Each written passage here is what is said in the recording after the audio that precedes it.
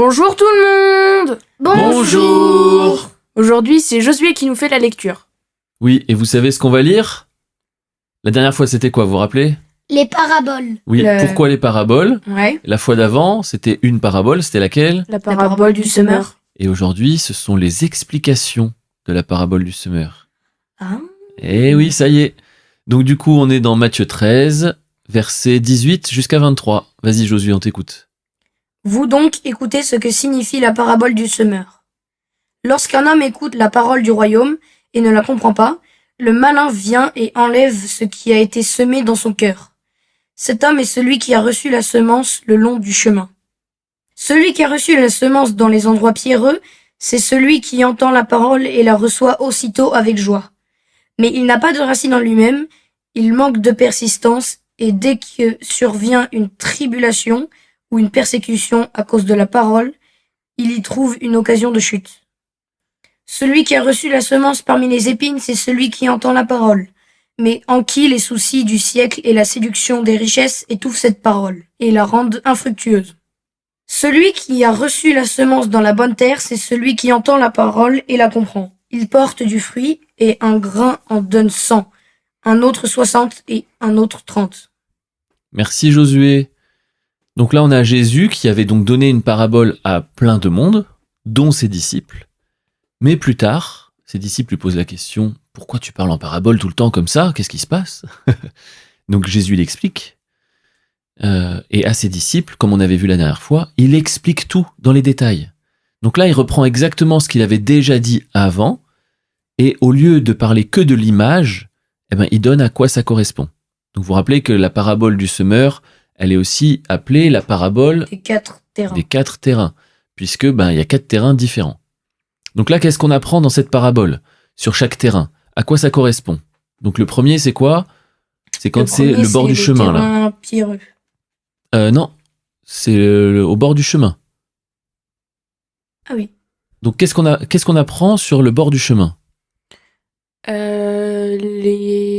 Alors, du coup, t'as les jeunes pousses, enfin, t'as les graines qui tombent sur le bord du chemin et c'est les oiseaux qui viennent les manger. Oui, ça c'est la parabole, mais l'explication, qu'est-ce qu'elle dit? Oui. Lorsqu'un homme écoute la parole du royaume et ne la comprend pas, le malin vient et enlève ce qui a été semé dans son cœur. Cet homme est celui qui a reçu la semence le long du chemin. Donc on voit que les oiseaux, en fait, ça symbolise le diable, Ouais. qui vient voler la semence. On voit que la semence, c'est la parole. Et qu'est-ce qui fait que ça reste sur le bord du chemin comme ça et que c'est à la merci des oiseaux? Il ne la comprend pas. Vous avez pas vu? Ah oui. Ouais. Quand un homme écoute la parole, donc il écoute quand même. Donc c'est pas juste il entend un son, un brouhaha au loin, c'est il écoute. Mais il ne comprend pas. Du coup, il laisse de côté. Et s'il laisse de côté, c'est sur le bord du chemin. Et là, du coup, l'ennemi peut venir enlever. Et puis, lui, même s'il a entendu, même s'il a écouté, C'est comme s'il avait rien entendu. c'est comme s'il avait rien entendu. Comme on dit, ça rentre par une oreille et ça sort par l'autre, aussi sec. Ouais. Donc en fait, il oublie vite et forcément, ça ne peut pas porter de fruits puisque ça ne reste pas. Mhm. Donc il y a un problème de compréhension. Et s'il comprend pas, au lieu de chercher à comprendre, il met de côté. Du coup, c'est volé par l'ennemi. Comme ça, lui, il a gagné. Il n'y a aucune chance que ça porte du fruit dans la vie de cet homme-là. Voilà. Donc ça veut dire que quand on ne comprend pas quelque chose, faut pas laisser de côté. Faut poser la question à Dieu ou à des frères et sœurs qui sont plus matures que nous, qui pourraient peut-être nous aider pour trouver la réponse. Ou à l'église où on va, on peut partager et poser des questions, etc. Oui, Naïs? C'est pour ça, en fait, que l'homme oublie vite ce qu'il a vécu avec Dieu. Parce qu'il y en a certains, par exemple, quand Jésus guérissait les malades, les infirmes, etc., il y en a, c'était en mode tout de suite « Oh mince, mais oh merci Seigneur » et tout. Et tout de suite, en fait, il était heureux. Et tu devines qu'il a pas dû faire « Oh, c'est cool, je suis guéri, je suis tellement heureux, merci Seigneur ». Et puis en fait, voilà, c'est bon, maintenant je suis guéri, je vais vivre ma vie, puis je vais complètement oublier ce qui s'est passé. Et il y en a d'autres, en fait, vraiment, c'est ça, et je suis guéri, merci, puis ils vont vivre leur vie. Ils oublient, en fait. Comme les 10 lépreux. Oui, c'est ça. Les 10 lépreux, il y en a 10 qui sont guéris, mais il y en a un seul qui revient remercier Jésus et lui donner le gloire, quoi. Ouais. Alors que les autres, comme pour tu ça, dis, ils continuent à vivre leur merci, vie. Bon, maintenant... En fait, du coup, il y a plein de personnes qui ont les graines au bord du chemin. Ben oui. Alors après, ça Enfin, dépend un petit peu où aussi, parce que des oui. fois, les semeurs manquent un peu. Oui, ouais, oui. Mais à partir du moment où c'est semé, il y a quand même pas mal qui laissent de côté, c'est vrai. Mm. Donc voilà, ça c'était pour la première catégorie, le premier terrain. Le deuxième terrain, du coup, c'est lequel ? Les endroits pierreux. Voilà, ce coup-ci, c'est les endroits pierreux. Et là, qu'est-ce qui se passe ? C'est comme dans la réalité, en fait. S'il y a plein de pierres dans le terrain, c'est qu'il n'y a pas beaucoup de terre. Et donc, du coup, les racines, c'est compliqué. Donc il n'y a pas beaucoup de place, l'homme ne laisse pas de place en fait Voilà, donc à la parole. ça peut, vu qu'il y a quand même un peu de terre, ça peut pousser, et c'est ce que ça dit là. Celui qui reçoit la semence dans les endroits pierreux, c'est celui qui entend la parole, donc pareil que l'autre, mais il la reçoit aussitôt avec joie. Alors lui, il n'est pas bloqué par l'incompréhension, lui il a de la joie, il fait « Ah ouais, trop bien !» Par Et à contre, fond, et après il l'oublie en fait. c'est pas qu'il oublie, non. C'est pas qu'il oublie. Qu'est-ce que ça dit ? Il n'a pas de racine en lui-même, il manque de persistance. Donc quand il y a de l'opposition, quand il y a de la tribulation, des combats, il n'arrive pas à tenir ferme, quoi. Et vous voyez, en fait, les racines, ça sert justement à être enraciné, forcément. Hein. Donc c'est ce qui fait que les plantes, les arbres, etc., ils s'envolent pas dès qu'il y a une tempête. Parce qu'ils sont accrochés au sol par les racines. Donc là, en fait, si tu veux, la tempête, le vent, c'est l'image de la persécution, de l'opposition, parce que y en a qui sont pas d'accord pour parler du royaume de Dieu, qui sont pas d'accord pour parler de Jésus, etc. Donc du coup, ils vont attaquer. Ils vont, on l'a vu avec les disciples, avec Jésus, hein, ils l'ont crucifié. Les disciples derrière, ils sont emprisonnés, ils sont maltraités, ils sont fouettés, etc. Bon, si on n'a pas de persistance, dès qu'on va se dire, ah mince, on va se moquer de moi, on va me mettre la misère, etc. En fait, du coup, on va se dire, en fait, non, pas trop, quoi. Et on va s'éteindre. C'est ça que ça veut dire. Donc, on n'a pas de racines pour résister face aux difficultés. Ok ? Ouais. Ensuite, le prochain terrain, c'est lequel ? Le terrain avec les ronces. Les ronces, ouais, les épines. Ouais, les épines. Voilà. Donc là, qu'est-ce qui se passe avec ce terrain-là ? Les graines poussent parce qu'il y a la terre, mais elles sont très vite étouffées à cause des Elles sont épines. étouffées, exactement. Alors, les épines, du coup, ça représente quoi ? Là, Les pharisiens qui interdisent qu'on parle de Jésus ? Non, ça c'est plutôt l'endroit pierreux, C'est la justement. séduction des richesses et qui étouffe. Ouais, le texte, il dit les soucis du siècle et la séduction des richesses. Alors, ça veut dire quoi, concrètement ? Ça veut dire que avec notre entourage, on part vite avec eux. Parce que. Par exemple, ça peut être une possibilité. Ça veut dire que ça a germé, on a entendu, on a fait ah ouais c'est bien et tout, on a compris ou pas, mais et en fait on laisse s'étouffer cette parole avec Par quoi ? par les choses du monde. Les choses du monde, ok, ouais. C'est dès qu'on va aimer autre chose que Dieu et ça va rentrer en concurrence. Et donc du coup, ça va nous distraire de la parole. Ça va nous faire porter nos regards ailleurs. Et du coup, on va oublier la parole. Et du coup, on va oublier la parole et elle va être infructueuse. Donc là, ça parle des soucis du siècle. Par exemple, ceux qui regardent les infos en ce moment, c'est pas mon cas, mais je sais que le monde ne va pas très bien. Ils sont pris justement avec les soucis du siècle. Oh là là, menace de guerre, etc. Ce qui se passe là-bas, ce qui se passe ici, ce qui se passe ici. Bon. Donc ils sont obnubilés par toutes les mauvaises nouvelles qu'on leur donne, et du coup il y a plus de place pour la bonne nouvelle, la seule bonne nouvelle qui compte. Ouais. Ou alors les richesses aussi, la séduction des richesses. Oui, forcément en fait. Je peux m'acheter ça, je vais me faire plaisir avec ci, je vais me faire plaisir avec ça. Sauf que tout ça, ça distrait, ça nous enlève le focus d'être avec Dieu, quoi. Mais ça, c'est à la chair. En fait, tu penses à quelque chose, et puis d'un coup, il y a quelqu'un, il arrive, il te dit une nouvelle, et tu penses que à ça d'un coup, et t'oublies ce que à quoi tu pensais avant. Alors, des fois, ça revient, mais des fois, ça revient pas, parce que si c'était pas du tout important, tu vois, souvent, les petits détails, genre, je devais aller chercher, je sais pas moi, du lait dans le frigo, par exemple. D'un coup, il y a quelqu'un, il arrive, il dit, je sais pas moi, il a déclaré la guerre à un autre pays. Et là, tu fais quoi? Il y a toute une discussion et après, T'es pas allé chercher ton lait. bah du coup, non. Et du coup, c'est vrai que vous aimez Dieu. Oui. Moi aussi, j'aime Dieu. Et je pense que ceux qui nous écoutent, ils aiment Dieu aussi.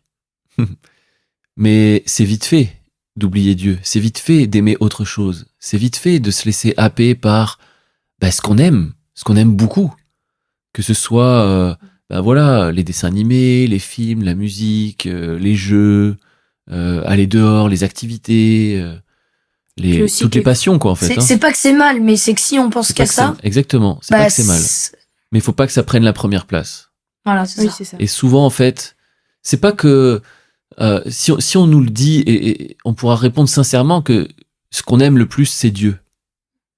Mais le problème, c'est que ça suffit pas de le penser, de le dire et de le vouloir. Faut que ce soit dans le Si cœur. dans le concret, en fait, on passe beaucoup plus de temps à autre chose qu'être avec Dieu, ça veut quand même dire quelque chose. Donc, qu'est-ce que notre vie, elle dit, en fait?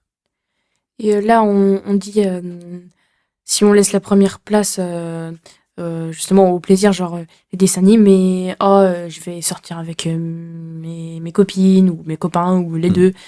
Mais ça marche aussi en vrai pour le négatif.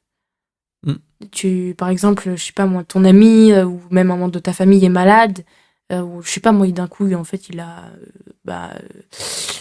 je sais plus comment on appelle ça, moi, je sais pas moi, un infarctus ou une maladie cardiaque, enfin un gros problème, un gros problème quoi. Et en fait, du coup, on va pas arrêter d'y penser et de se dire oh mince, si je vais le perdre, qu'est-ce que je peux faire, je peux rien faire et tout. C'est pour ça que le texte il dit les soucis.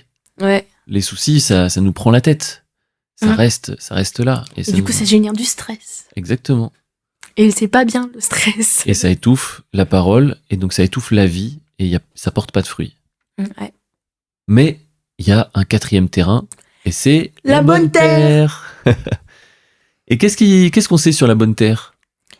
Eh ben, que la graine trouve la terre, elle germe et elle a aucun obstacle. Ça donne du fruit. Ça donne du fruit. On avait déjà dit que il y a un grain qui donne 100 ou 60 ou un autre 30. Vous vous rappelez? Donc on avait dit que le principal c'était de donner du fruit, c'était pas forcément le nombre de fruits. D'accord? Mais il y a un autre truc dans le texte. C'est celui qui entend et comprend la parole. Et comprend.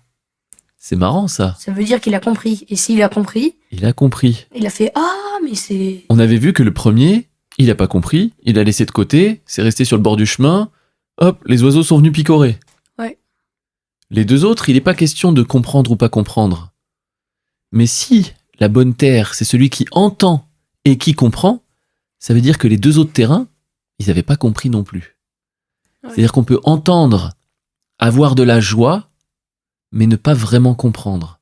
Parce que si on comprend vraiment la parole, peu importe les oppositions en face, on tiendra bon. Ouais. Si on comprend vraiment la parole, on ne laissera rien on est enraciné l'étouffer. En Jésus. On est enraciné en Jésus et on ne laissera rien étouffer cette parole parce que on aura tellement compris que c'est la source de la vie que tout ce qui est passion, distraction, etc., ça passera derrière. Ça veut pas dire qu'il n'y en aura pas du tout. C'est pas ça qu'on dit. Mais ça prendra pas toute la place. Et même les soucis, parce qu'on sera plus dans le stress, comme tu disais, on sera dans la confiance.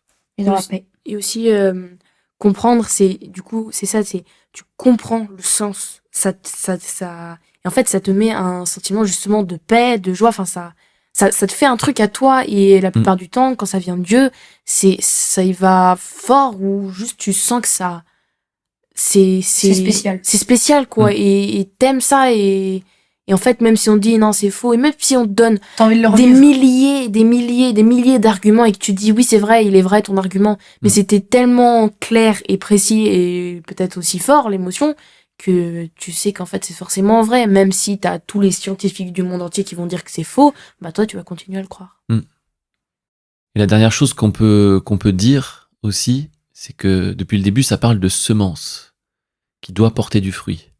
Ouais. Et c'est une image qui nous parle aussi du temps. Parce que quand on plante une graine dans de la bonne terre, elle prend du temps. qu'on arrose, etc., ça prend du temps. Ouais. Ça prend du temps à germer, ça prend du temps à pousser, et ça prend encore plus de temps pour donner du fruit. Donc c'est bon à savoir que ça prend du temps, parce que quand on a vu tout ce qui empêche que ça porte du fruit. Ouais. Donc on comprend pas, donc on met de côté.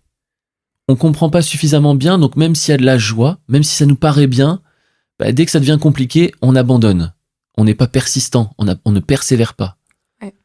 On ne comprend pas, et donc du coup, on ne valorise pas assez la parole, donc on laisse d'autres choses qui prennent beaucoup plus de valeur, beaucoup trop de valeur, au point que ça met du coup notre relation avec Dieu au second plan. Et ça nous distrait et ça ne marche pas non plus. Mais si on comprend vraiment la parole, du coup, on va être stable, on va continuer à creuser, continuer à chercher, et on sera persistant, persévérant, on perdra pas, on n'aura pas perdu le feu du premier amour, comme c'est dit ailleurs dans un autre passage, mais on sera toujours avec, en numéro 1, dans notre cœur, ce sera notre relation avec Jésus. Ouais. Et ça va porter du fruit. Ça va porter du fruit, pas forcément du jour au lendemain, en tout cas, ou pas dans tous les domaines, mais ça va porter du fruit. Et même si ça demande un peu de temps, mais on sait, vu qu'on aura bien compris ce que c'est, que ça portera du fruit. Et du coup, il y a la foi qui est là et qui nous permet de continuer. Ouais. Donc voilà, je trouve que c'est très intéressant de savoir ce qui peut nous bloquer dans notre marche avec Dieu.